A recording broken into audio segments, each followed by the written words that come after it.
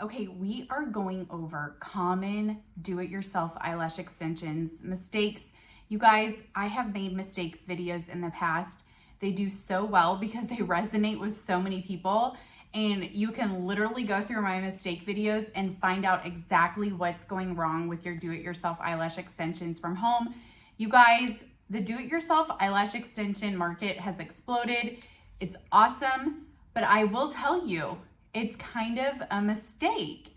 It's a mistake for the beginner because a lot of you guys are getting introduced to do-it-yourself eyelash extensions from home, from an influencer, from a brand that's kind of on Instagram or TikTok or on a short, and you're like, hey, I think I'm gonna try those. Well, you try them and you kind of run into some of the mistakes and you never fully be able to grasp the technique of doing your own eyelashes from home, which I will say is a huge skill set that is worth thousands and thousands of dollars. So it's absolutely worth you learning, and it's absolutely worth you going through my mistake content to see where you're at with your do-it-yourself eyelash extensions, what's going on with you.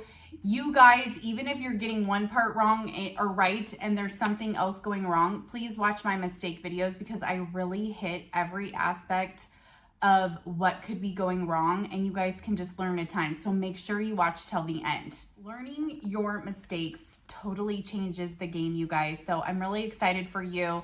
Let's get into the top mistake. Number one, I'm gonna start with number one, is your tools.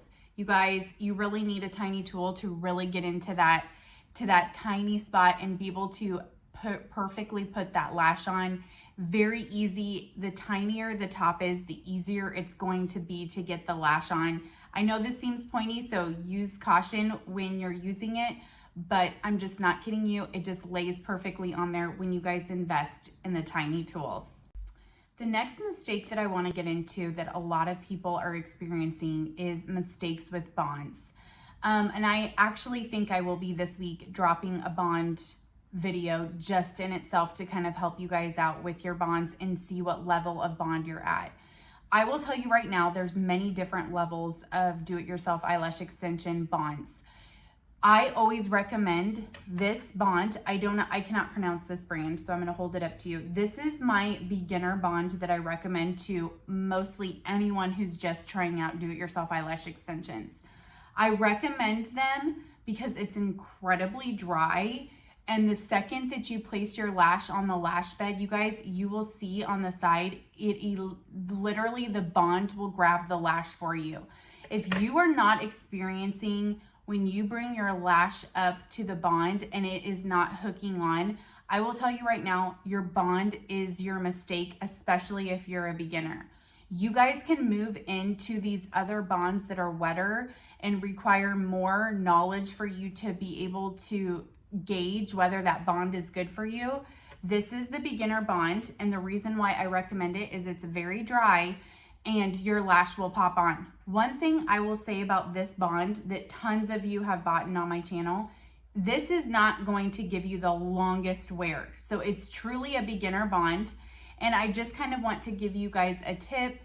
If you are having lashes fall off in 2 to 3 days, I would tell you to continue to layer the bond just like you see in my application. I went in 3 times and layered it, and mine will last for about 5 days. Some of you had said, Brandi, mine are coming off in the shampoo or when I wash my hair, no matter what I do, even if I keep the water off of it, they're coming off. Your bond is just not strong enough, and I would recommend either you,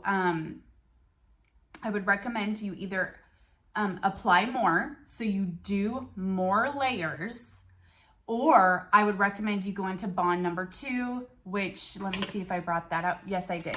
This is the super stronghold eyelash adhesive that I also use. This is a stronger bond.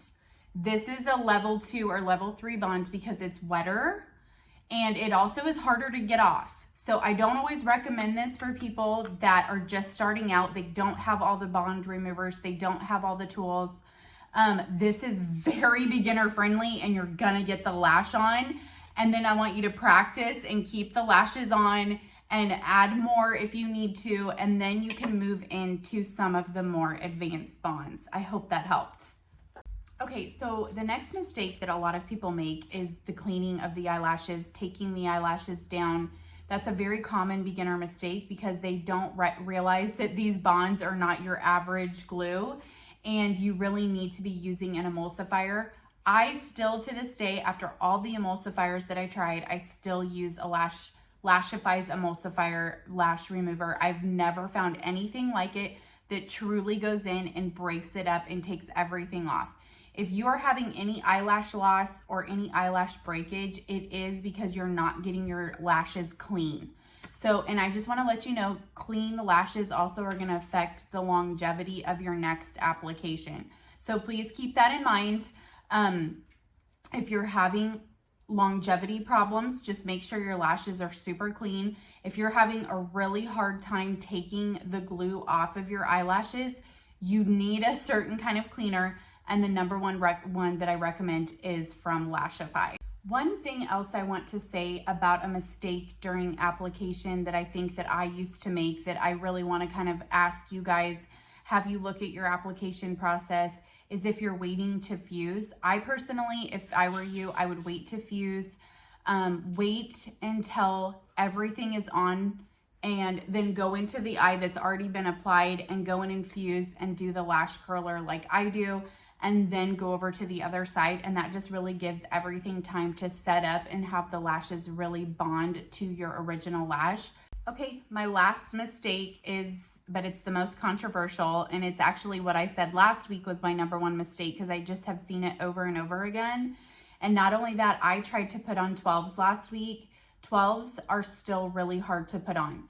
So I just want to share with you, if you are struggling getting the 10s or 12s on, I just want you to know putting 10s and 12s on, even for an advanced do-it-yourselfer, they're difficult. Short lashes are really hard to put on. So I want you to realize that that could be a huge mistake that you're making. And I want you to, you guys order tons of lashes, just put a 14 in your cart in Amazon. I'll share my link below.